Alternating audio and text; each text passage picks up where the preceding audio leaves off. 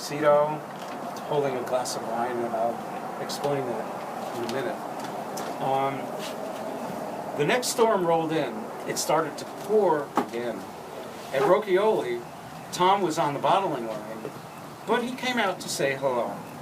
We stood on the covered veranda overlooking the vineyard. The rain pelting the stone walkway sounded like sticks battering a steel drum. Beyond, river block and half of mid-40 was a rippling sea of white-capped brown water. It was hard to believe that the river had risen all the way up and over the bank and flooded this far into the vineyard. I asked Tom how the 2002 Pinots were coming along. "Oh, that Sweetwater is going to be some wine," he beamed. I drove into Healdsburg. The temperature on the dashboard thermometer was 39 degrees. The radio was reporting snow in the hills, but the hilltops were lost in the low clouds and fog. At Veterans Memorial Beach, the river rumbled past like a brown freight train.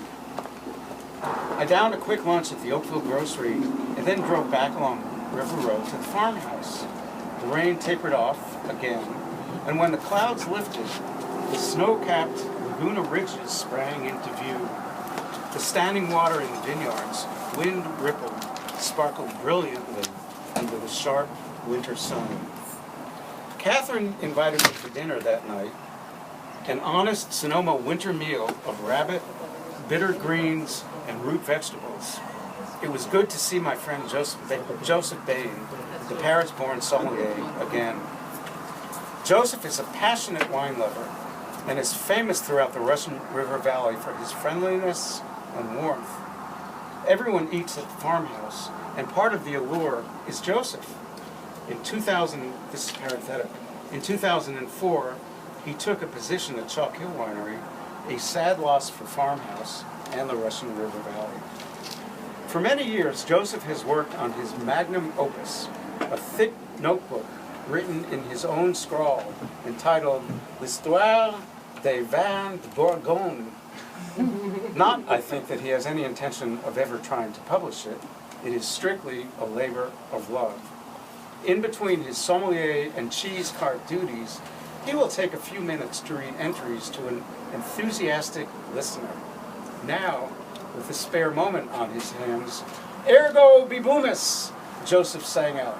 The phrase, "Thus, let us drink," was from Goethe's famous drinking song.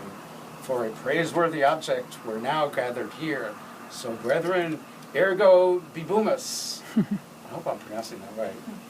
Though talk may be hushed, yet the glasses ring clear. Remember then, ergo bibamus.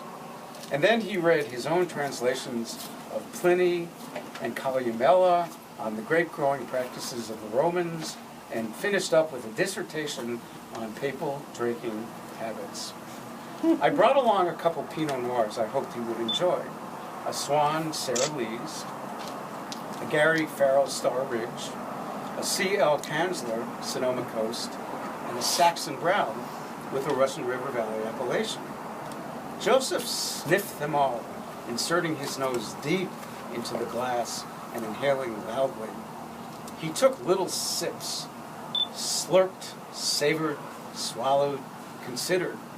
After one of them, he frowned and said, "This is not Pinot Noir." But when he came to the Saxon Brown, his eyes lit up. "Burgundian!" he cried in triumph. He seemed about to break into an ecstatic dance. Standing there, holding the glass of wine aloft like the Statue of Liberty's torch, Joseph declared, with a solemnity befitting the occasion, that the Pinot Noir should find such a great home in Russian River Valley is the event of the millennium. His voice filled the little dining room. Other customers, including Mary Edwards, turned and stared.